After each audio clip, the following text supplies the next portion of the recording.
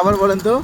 5 লাখ টাকা দিয়ে হোন্ডা কিনে নিলে কেউ তাকাবে না, হ্যাঁ কিন্তু আমাদের ঘোড়া যদি 50,000 টাকা দিয়ে কিনে দিয়েছি, হ্যাঁ। কিন্তু গাড়ি চকচকে রং করে থই, হ্যাঁ, তাহলে ও। তাকাবে না।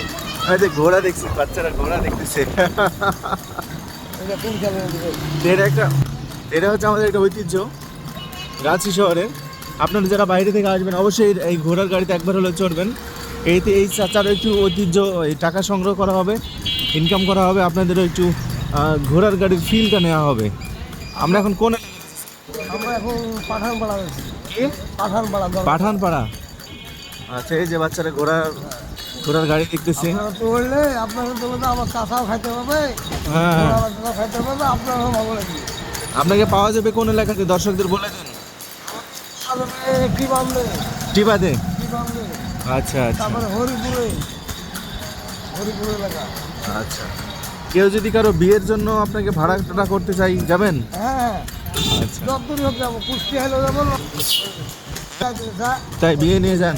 লগা যায়, বগুড়া থেকে তারপরে